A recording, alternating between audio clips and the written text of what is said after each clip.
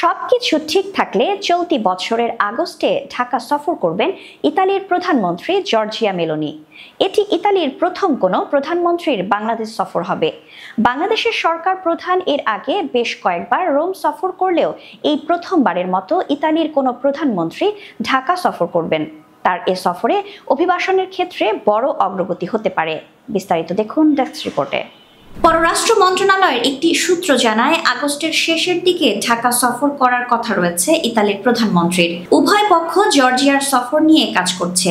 তার সফরে অভিবাসন ইস্যুতে বড় অগ্রগতি আসতে পারে। এছাড়া ইতালির প্রধানমন্ত্রীর সফরে দুই দেশের দ্বিপাক্ষীয় সম্পর্ক, ব্যবসা বাণিজ্য, প্রতিরক্ষা সহ অন্যান্য বিষয়ে আলোচনা করার সুযোগ রয়েছে।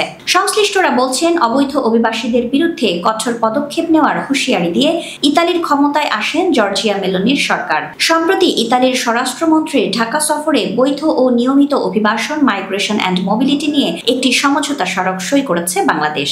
এ বিষয়ে জানতে চাইলে পররাষ্ট্র মন্ত্রণালয়ের এক জ্যেষ্ঠ কর্মকর্তা বলেন, ইতালির স্বরাষ্ট্রমন্ত্রীর ঢাকা সফরের সময় বিষয়টি চূড়ান্ত হয় যে তাদের প্রধানমন্ত্রী ঢাকা সফর করবেন।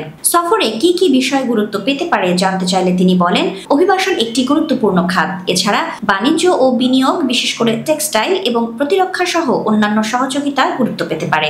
সফরে সমঝোতা স্মারক বা চুক্তি সই হবে কিনা জানতে চাইলে সরকারের নীতি নির্ধারক পর্যায়ের এই কর্মকর্তা বলেন, বেশ কিছু ডকুমেন্ট নিয়ে কাজ চলমান আছে। সফরের আগে বলা যাবে কয়েকটি সই হবে।